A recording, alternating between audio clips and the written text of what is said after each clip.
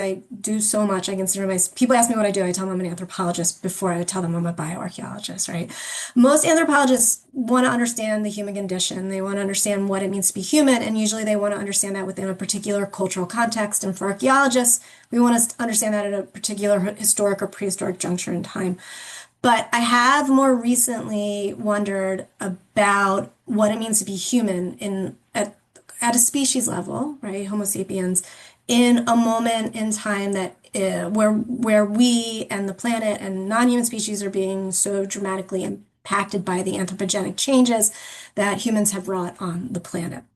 And so when I think about that question, what it means to be human, it's not a new question for anthropology. Anthropology has always wanted to understand how things like technological innovation and socioeconomic interactions structure what it means to be human. And later I'll talk about what that means in terms of like the Neolithic Revolution and the Industrial Revolution.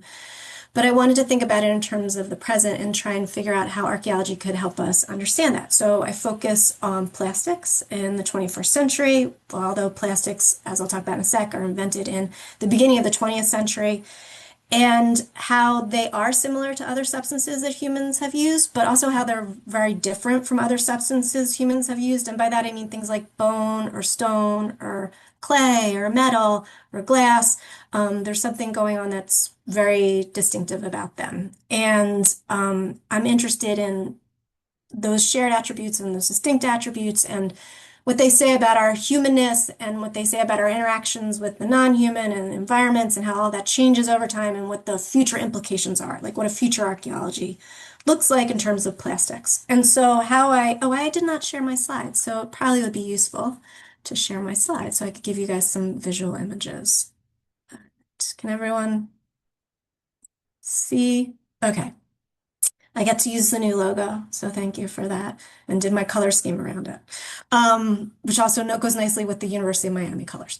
So I will say that like my inspiration for a lot of where my stuff with plastics actually comes from my teaching, and it comes from these really like archaeologists study mundane artifacts. They study the stuff that gets left behind, right? And James Dietz, who is a historical archaeologist, has always had said in a very famous publication from the 70s that it's terribly important that the small things forgotten be remembered, right? And so when he's talking about small things, he's thinking about what that means in terms of their life cycle, from their invention, their innovation, their production, their distribution, their consumption, their disposal, and then their afterlife.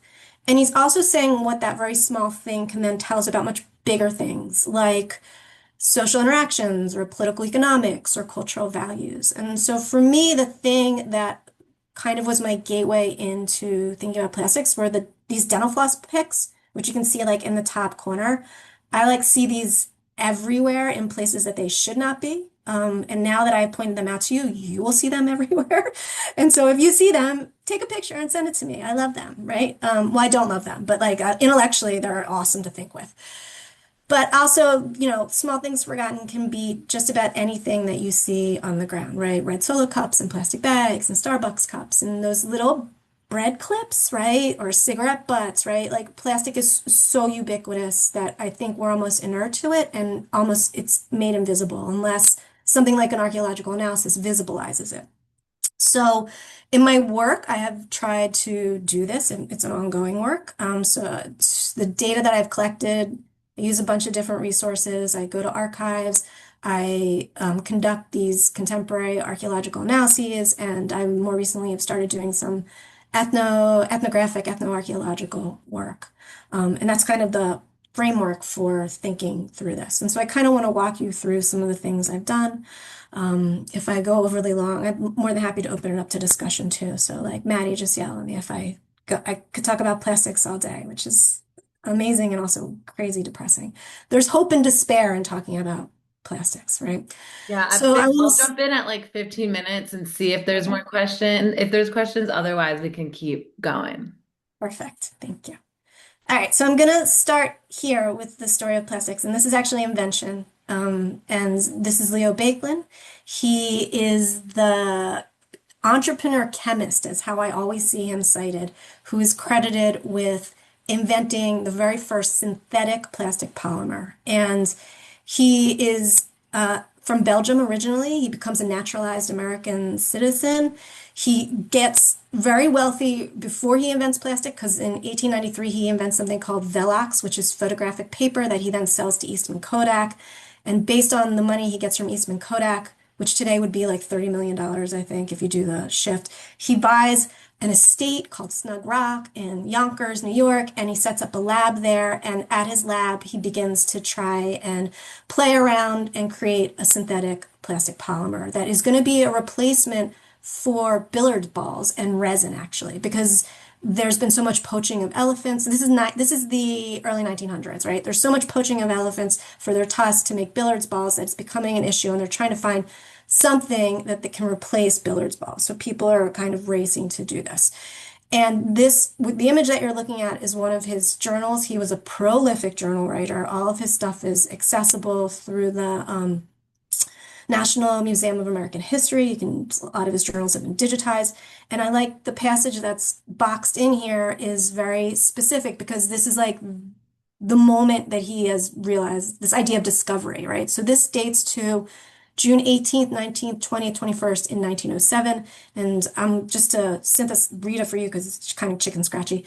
He writes many mysterious reactions with which Thurlow, who's his assistant, has been struggling unsuccessfully since over a year. I consider this day very successful work, which has put me on the knot of several new and interesting products, which may have a wider application as plastics and varnishes, have applied for a patent for a substance which I call bakelite. And this then ends up being bakelite. I kind of like how he doesn't know what to do with the name because it shows that the name is kind of morphing with time, like plastics, but also that he's thinking about in terms of marketing, like what's going to sound good when he goes to sell it, right?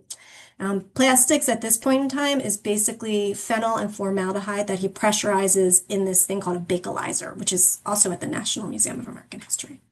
And so then on October 24th of 1907, he writes more about plastics and this is what he writes, I recognize the advantages as to resiliency and cheapness and simplicity of process.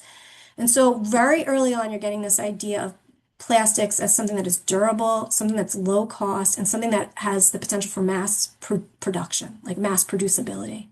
And one of the earliest things that gets made, we see these very mundane things in households, like radios or bakelite. We see buttons, we see jewelry, and like I said, we see billiard balls. So there's something about it that is there's something about it that's industrial, right? Because he's creating these resins, but there's also something about it that's very domestic at this point in time.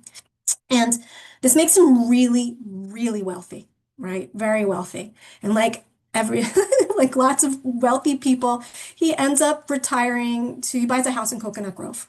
I love that the plastic story has like this Florida connection to it.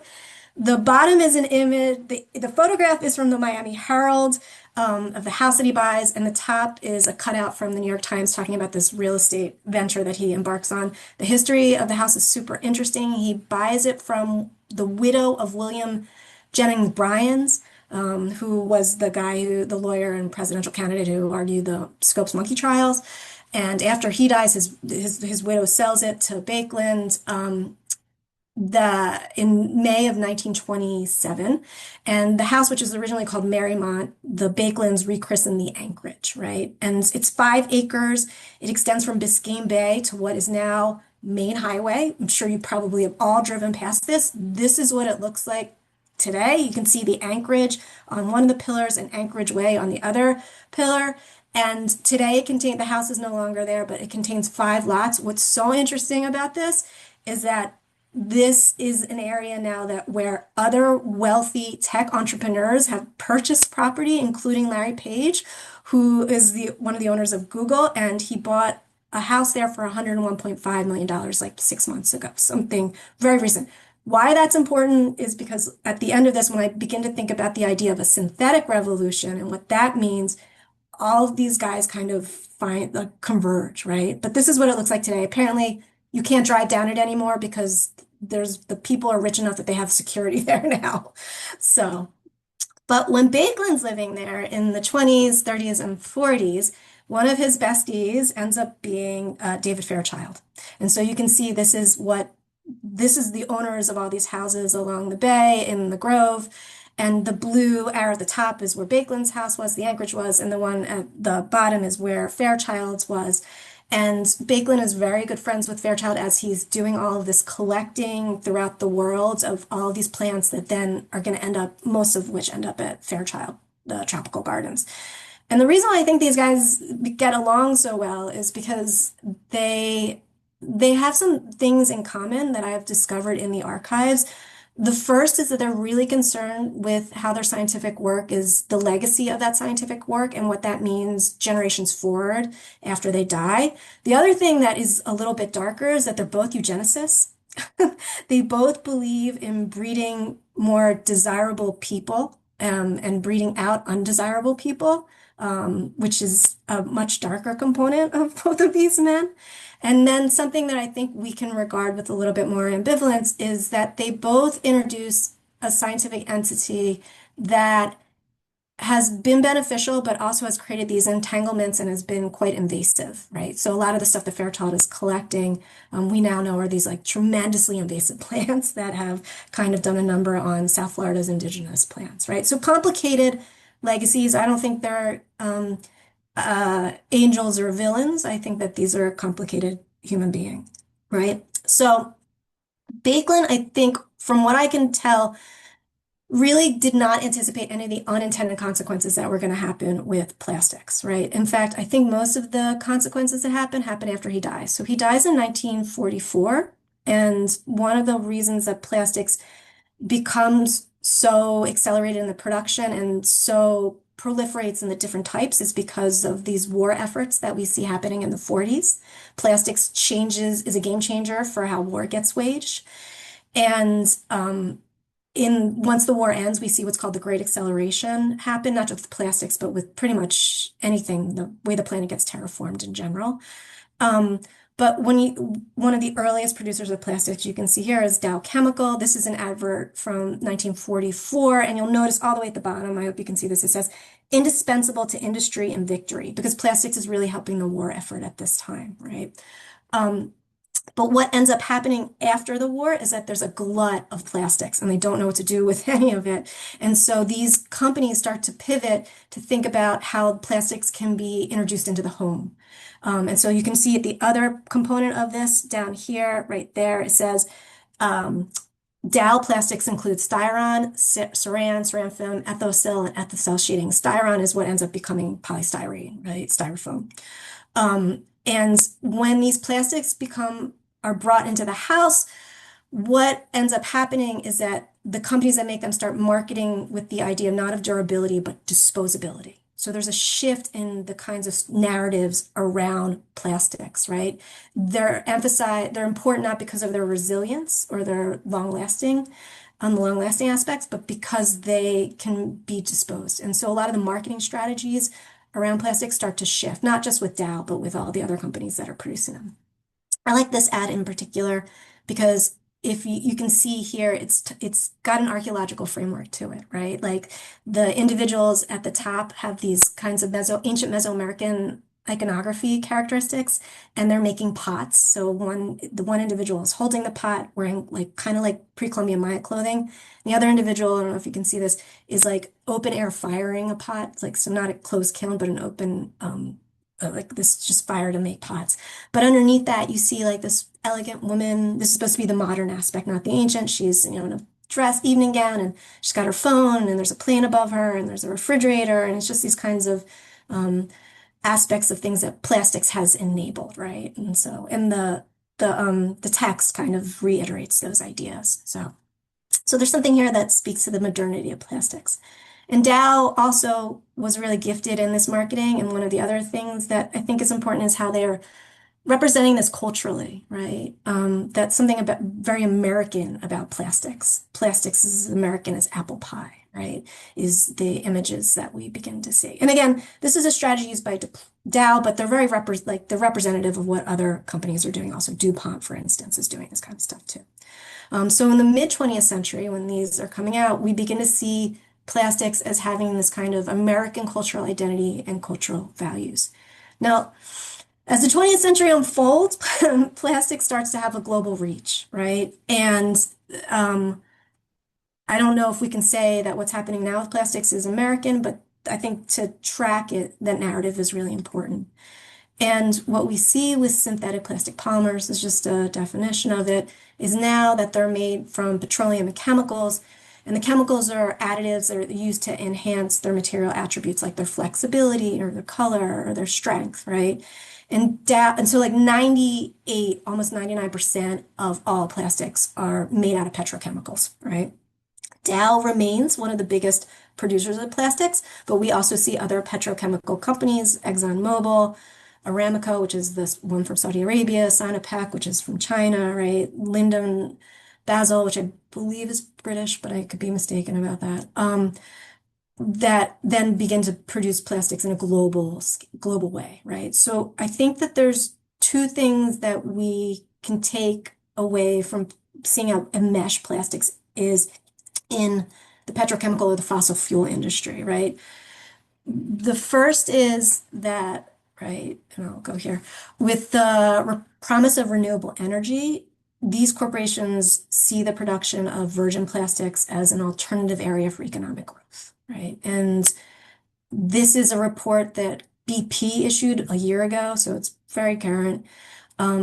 Currently, we see petrochemical feedstocks, the stuff that plastics is made from, they account for about 15.8% of total oil consumption. But this, according to this 2025 report titled Energy Outlook, they believe the demand's going to grow by 45% by 2050. So like they're doubling down on virgin plastics, these companies.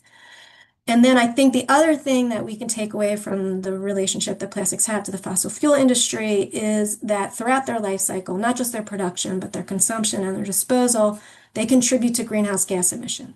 So they're one of the things that's underpinning climate change, we can make an argument for.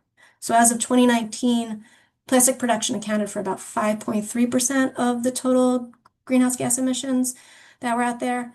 And obviously, if the industries are doubling down on virgin plastics, we can see that that percentage is probably going to grow within the next 25 years if projected feedstock grows as well. So that's one very negative aspect of plastics that has emerged, which I do not think that Leo Baekeland anticipated. Another one that we can see has to do with the impact that plastics has on humans and non-humans. This is a study that came out of that was published in Nature a year ago, this time a year ago. And what it determined was that there are 16,325 chemicals in plastics. And of that 16,000 plus, 4,200 are, according to this piece, persistent, bioaccumulative, mobile, or toxic, or toxic, as I say. Some of them can be all of those things, right? And so what this realization does is undermine these historic representations of plastics as inert and harmless. And so we can see this as it's impacting species. I have Legos here, but like the two species in the middle are like real species. The Phoebestrius immuabilis is actually the albatross. And I'm sure you've all seen the photographs of the baby albatrosses on Midway Atoll who have died because they've just been consuming plastics. And then the Erythenes plasticus was a novel species that was found a couple years ago in the Mariana Trench that had synthetic fibers in its gut, and it was a new species. So to point out the ecotoxicological implications of internalizing plastics, the people who found it taxonomically named it Erythenes plasticus. Now, while I don't think we're a Homo plasticus yet, I do think that there is a very real understanding that we internalize plastics. We inhale them, we ingest them, tactily, we take them in. What has always been up for debate is whether or not that is having health issues, and it seems the more research that gets done, there's more support that internalization of plastics is probably responsible for cancers and infertility and obesity and diabetes and a whole host of other issues. So it's quite concerning. And again, I don't know if Leo Baekeland I'm sure he recognized the impact that industry was having on the planet, but I'm not sure he could have foreseen so many of these really problematic consequences, right?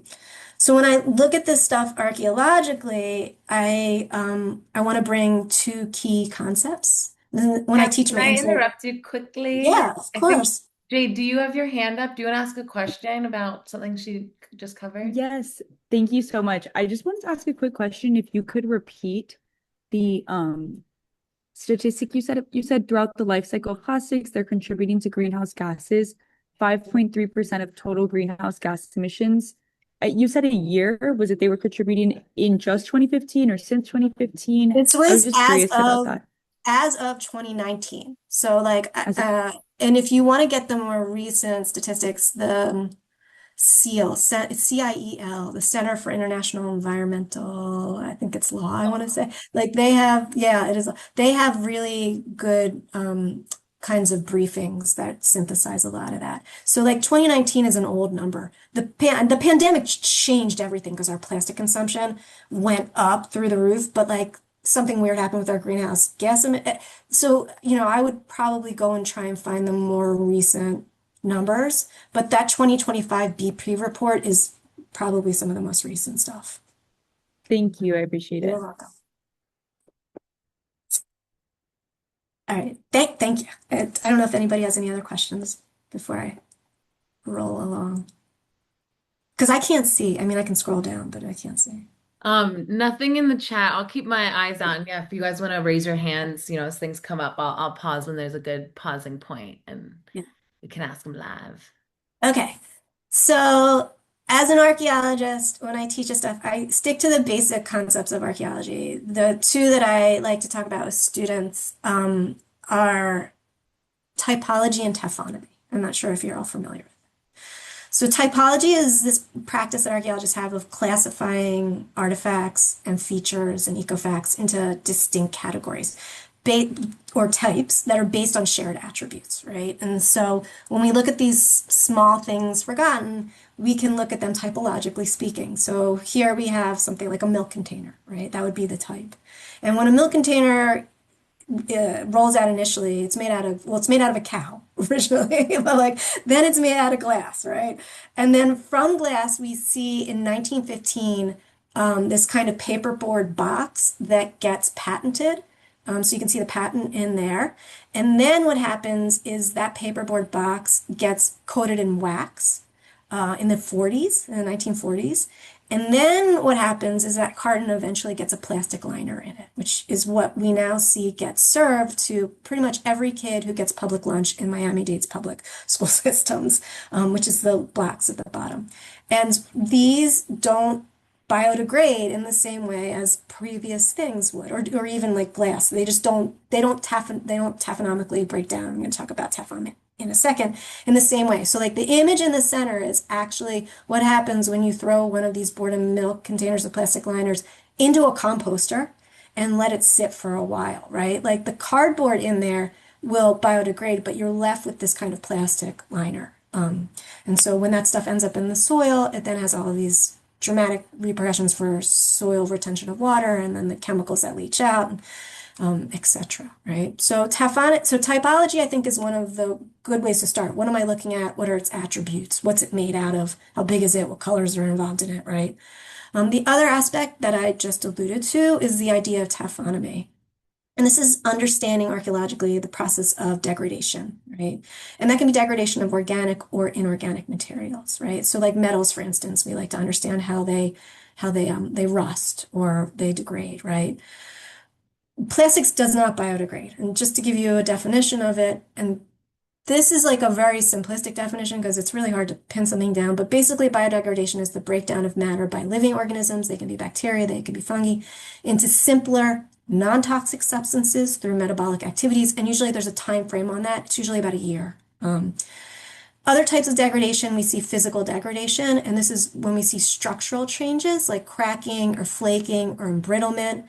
And then we can also see chemical degradation, and involves molecular changes such as bond cleavage or oxidation. So basically long polymer chains, and plastics is a long polymer chain, that with chemical degradation, those chains get broken down into shorter and shorter chains, right? So a lot of the degradation we're seeing with plastics actually falls within that physical degradation. So if you like go to the beach and you see plastics like cracking, all those microplastics, that's like that embrittlement or that flaking. That's a physical degradation, which means it's a structural change. So it's not really breaking it down into its component parts in the way that like biodegradation is happening.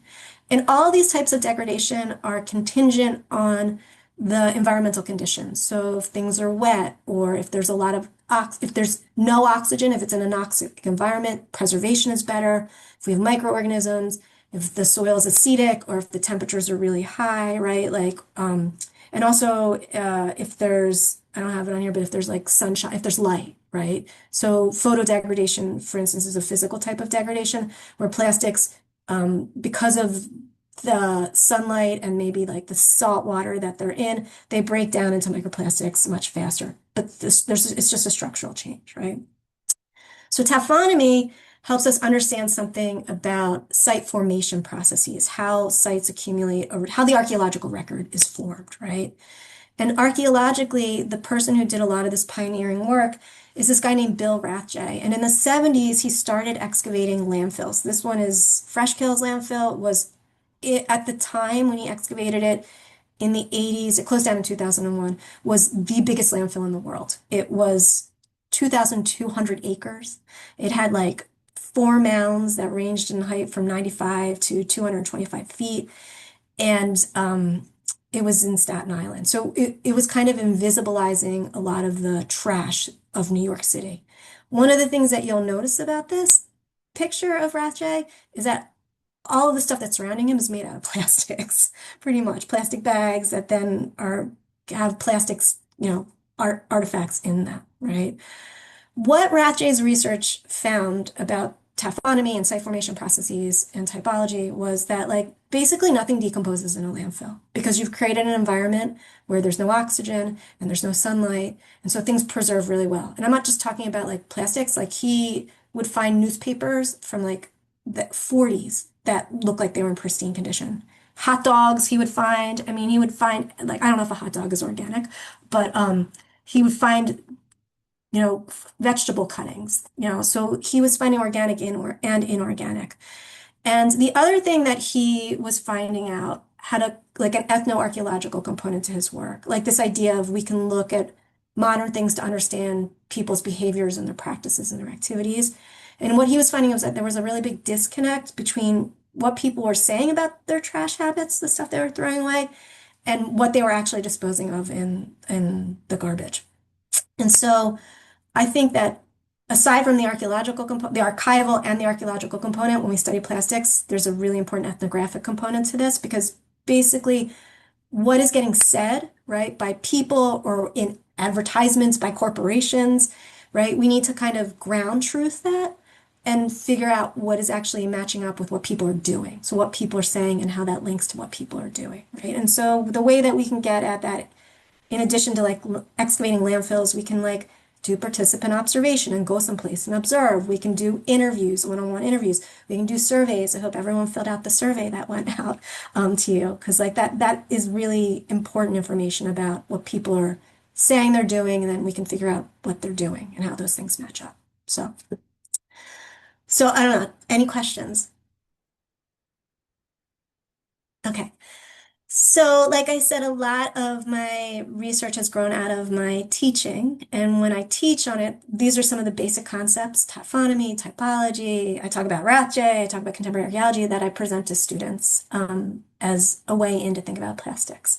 And when I first started doing this work in my introduction to archaeology classes, I gave them one assignment, and it was to like find a modern artifact that was made out of plastics and document it in the way like typologically that, what does it look like? Where are you finding it? What is it made out of? What size is it? And then they had to like write a reflection essay on that. So all this stuff was getting posted on an Instagram feed called Plastics as Material Culture. I had one student who was looking at a red Solo cup, and you can see from his description in the Instagram caption, he wrote typical red Solo cup, and this cup was located across the street from a Beta Theta Pi off-campus fraternity house. It was well used, crushed up and broken, and only a few drops of some red color mixed drink remain inside, an indicator that the cup had fulfill its intended purpose. Road solos are made out of number 6 thermoplastic polystyrene, which is a moldable plastic that's cheap to produce and found everywhere, and unfortunately isn't really recyclable. And this is a problem. And then in his reflection essay, he wrote this like lovely, let me see, move it down sexy. He wrote, I would like to add that I'm in a fraternity, and he actually had told me that he was like the purchaser for his fraternity. He like bought all the stuff for the fraternity, which uses 250 plus Kirkland brand red cups in a week. And I'm now going to work towards instituting a recycling program at the house, as I think of all the Greek organizations should do, especially after seeing the environmental impact that the fraternities have, right? So I think he tried to implement this in the short time that he was at UM. But beyond that, what we now know, and this is why we have to not just think about this artifact, but how it scales to something bigger, is that these cups are not recyclable. They're not, they cannot be recycled. Let me be very clear. So another corporate strategy that we see in advertising, which pertains to greenwashing, is that companies will say something is recyclable. And then it's contingent, and that kind of puts the onus on someone else, not on them, right? It puts it on the individual, it puts it on the recycling facility, it puts it on the local government. But if you go to Red Solo, Solo is owned by a Dark Container. It's a huge corporation. And on their sustainability web pages, you'll see here that it says, all cups are plastic. These can be recycled, but you will need to check with your local recycling center to be sure they accept PET, which is the kind of plastic that this is made out of. And those are the clear cups. It says the same thing on the Red Solo cups at the bottom, right? So there are now, I believe, a whole bunch of environmental lawsuits that are holding companies accountable for this. Companies are being really careful about their language now, and whether something can be recycled or if it's recyclable, right?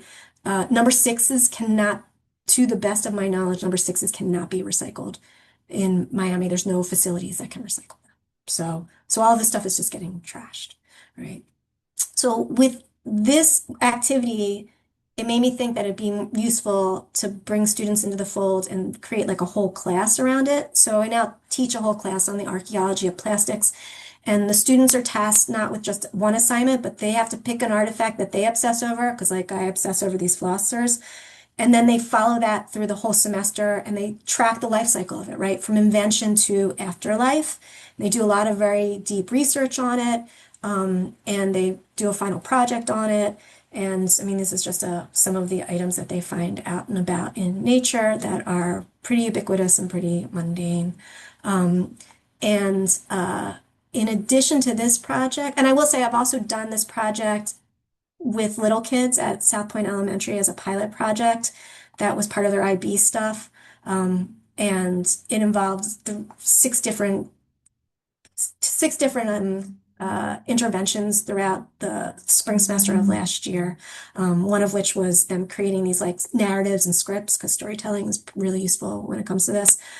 So this is something that I'd like to think about how to make into something bigger, because pilot projects are great in helping you realize all the mistakes that you've made. I'd like to ameliorate some of those mistakes moving forward. But and I've also done a version of this at the Miami Children's Environmental Congress. Not this year. Was it this year or this past year? We did screening of soil so they could find these. I don't know if you guys can see these green fertilizer beads, and then the styrofoam beads that are now in all the soil that you buy. This is a company that actually is based out of Florida that makes these. These green fertilizer beads are actually a plastic resin coating. This is work that one of my students who just graduated, Lorna Vorska, has done for her thesis. But this is a microplastic artifact, right? That then finds its way through the waterways and into the mangroves and then the ocean, and it's plastic resin. So, but in addition to the artifact project, some of the stuff I work on, because we want to kind of ground truth it and put students into these field sites, are beach cleanups. This is one that I've done historically with Surfrider, and Steve Vicente, who runs a local chapter on the beach, has been really kind and always accommodates us. So students get a sense of what's happening when plastics meets that kind of like in these coastal settings. I mean, we all do beach cleanups. They make us feel really good. They give us hope, I think. But also the thing that gives my students a little bit of despair is when we go to Reuter Recycling Facility and we get a tour of the facility and they see how recycling works. And I know that this probably will look a little bit different in the future if I go back with students because they have a new facility that is far more automated and might not involve the same kinds of issues. But what you guys are looking at in the background of my students is the mound of recyclables that come to Reuter and then cannot be recycled and then have to be trucked, which used to be the incinerator, but now is doesn't exist anymore, and now is a landfill, which, as we know, is quickly beginning to fill up, I should say. And so after these site visits, my students do begin to despair a little bit because they begin to recognize how the political economics of this factors into the problem. So I like to ask them at a certain juncture in the semester what they think of this quote. This is Frederick Jameson. He's a post-colonial Marxist scholar who I believe is no longer alive, but he has written, someone once said it's easier to imagine the end of the world than to imagine the end of capitalism. And so I asked my students what they can imagine. And depending on where we are in the semester, the majority of them say they can imagine the end of the world before they can imagine the end of capitalism. So when I teach this stuff, I try and balance hope and despair because too much despair means that we're just resigned and we say, fuck it, right? But too much hope, I think, well, hope can be anger too, right? It moves us to action. So like how to manage those things. And so they recognize the gravitas of it, but also that they want to do something about it. And so usually I try and frame things in terms of entanglement because that's actually what my research has indicated to me is that we're seeing these kinds of nature cultural entanglements behind the Reuter facility that we were just in, is where all the glass is taken. And I know glass in Miami or Florida is not recycled. It's beneficial reuse is what they call it. It's crushed and then it's reused for a host of things. And when we went last time, so this was probably about a year and a half ago, we went, this all sits on the edge of the Everglades, this plant, if you've never been there. And I was just so struck by the animals that were living within this space, right? And these ibises, which actually are the mascot at the University of Miami, who were trying to find food and forage amongst this gigantic pile of glass. And it made me begin to think about the kinds of other entanglements that I am seeing when I think about plastics, because like I said, they're internalized everywhere now. And so like when we think about nature cultural entanglements, and that idea of nature cultural is taken from Donna Haraway, who's written a lot about these kinds of hybrid existences. You know, we can think about plastic glomerates or the kitten that like lives at the recycling facility, who my students named Pete after the plastic that is made into water bottles, or the styrofoam that gets fed to chickens, or these are the albatross chicks with the plastics in their guts, or the big water jug that I pulled out of Biscayne Bay that has these barnacles that are alive and suction to it, or next to it is the nest that birds are making out of cigarette butts, because the cigarette butts actually have like a pesticide in them that keeps the parasites out of their nests, or the poop bags that are made out of plastics that are now sitting on the moon from when one of the Apollo crews left them there, or something like Dandora Plastic Recycling Facility, which is in Kenya, you know, where we see people scavenging amongst these, right? So like the realistic aspect of it, it's not utopic or dystopic. I mean, I don't know, you may think this is pretty dystopic. Sometimes it does seem dystopic, but realistically, more pragmatically, there's entanglements that are happening here that are changing us as humans and are changing non-humans and are terraforming the planet in really profound ways, right? So the bigger conversations I'm having about this, the more existential conversations I'm having about this when I think about this is how as an archaeologist we can conceptualize this beyond a human lifespan, even beyond centuries into millennia, this idea of longue durée, that is tracking what it means to be human as a consequence of those technological innovations and those socioeconomic or economic political interactions that we have.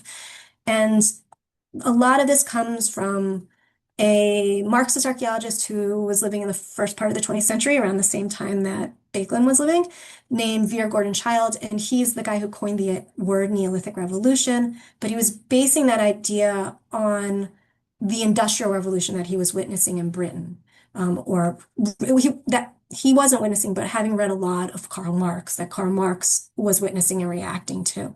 And so what Childe is doing is conceptualizing the Neolithic Revolution. And if you don't know what that is, it's this idea of when plants and animals first get domesticated using new technology, which in this case is stone tools, and how that then really changes the relationship that humans have to animals, to plants, to the planet.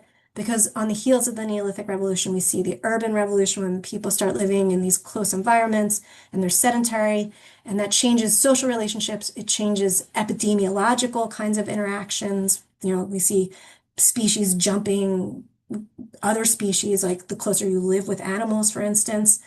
And so I'm thinking about how those like just the theory of that can help me think about what's happening with plastics. And so conceptually, I think about this materiality of plastics as a catalyst for what I would call a synthetic revolution. And the synthetic revolution is defined, as I would define it, as by artificiality, mass production, profitability, ubiquity, degradation, these very specific types of degradation that are happening, the scale of the reach or something global about it, and then internalization and also toxicity, right? And the reason why I think this is an important concept to distinguish from the age of plastics or the plastics age is because I think plastics is the catalyst that then creates those characteristics of the synthetic revolution and then channels them into other kinds of aspects of what's happening during this revolution. And so we see things that are synthetic and artificial and toxic and internalized through the development of things like social media algorithms or generative AI, like that are, this is a technological innovation that is also has socioeconomic repercussions that is changing what it means to be human. And then moving forward, I see this in terms of the concept of synthetic biology, which is not science fiction, but not yet science fact, but will very much be something that unfolds in the future. But this idea of how we create life, how humans create life, and when I put all these into Gemini AI to create images, I'm very reticent to use a lot of generative AI stuff, but I thought this was a kind of appropriate way to use it. So when I put my prompts into Gemini AI, this is these images came out. And if you look in the bottom of this one, it says new life forms designed, not evolved. And I did not put that in there. Gemini AI did. And so to me, like, again, these larger kinds of synthetic things that are happening that I think start with plastics, but really do say something about what it means to be human. So that is what I got for you guys. Thank you so much. Nice. That was perfect.